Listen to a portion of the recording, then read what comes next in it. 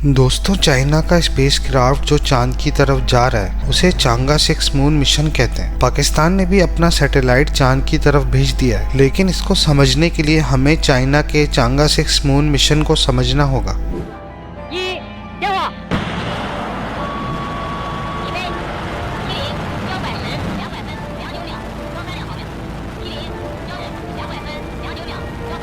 China ने इस spacecraft को चांद के उस हिस्से की तरफ भेजा है जो जमीन से नजर नहीं आता। हमें जमीन से चांद का सिर्फ आधा हिस्सा ही नजर आता है, जिसका रुख जमीन की तरफ है, और जो चांद का दूसरा हिस्सा है जिसे हम नहीं देख सकते उसे फार साइड ऑफ द मून कहते हैं। चाइना ने अपना ये क्राफ्ट उसी तरफ भेजा है जो हम नहीं देख सकते, और चांद का ये हिस्सा उससे बिल्कुल मुख्तलिफ है जिसे हम जमीन से देख सकते हैं। इस हिस्से का क्रस्ट भी थिक है और इस हिस्से का केमिकल कंपोजिशन भी बहुत डिफरेंट है। चाइना का ये स्पेसक्राफ्ट 8 मीटर तक लंबा है और ये चांद के इर्द गिर्द चक्कर लगाने के बाद चांद के उसी हिस्से पे लैंडर को उतारेगा जिसे हम जमीन से नहीं देख सकते। लैंडर चांद पर उतरने के बाद 6 फीट तक की ड्रिलिंग करेगा और 2 किलोग्राम तक के सैंपल्स चांद से जमीन पे लेके आएगा, जैसा कि चांद के पत्थर और मिट्टी वगैरह, और इनको जमीन पर वापस लाकर इन पर रिसर्च की जाएगी, जिसमें 2 से 3 महीने लग सकते हैं। हो सकता है कि चांद के इस हिस्से में पानी और बर्फ भी मौजूद हो जिसका हमें पता ही ना हो,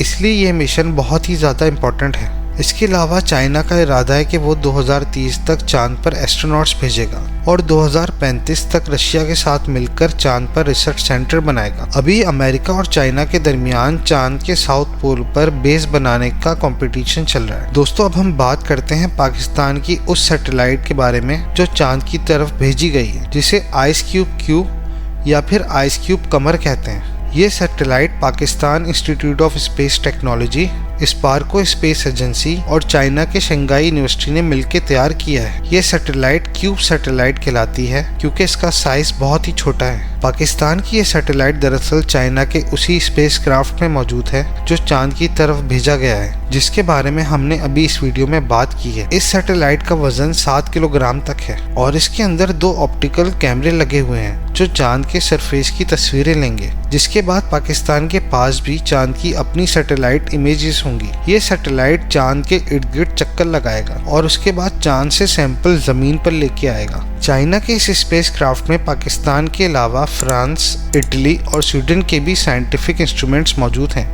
यानी चाइना के साथ दूसरे मुल्कों की तरह पाकिस्तान ने भी कोलैबोरेशन की है। मुस्तकबिल में चांद पे बेस बनाने का मुकाबला अमेरिका जीतेगा या फिर चाइना, ये तो आने वाला वक्त ही बता सकता है।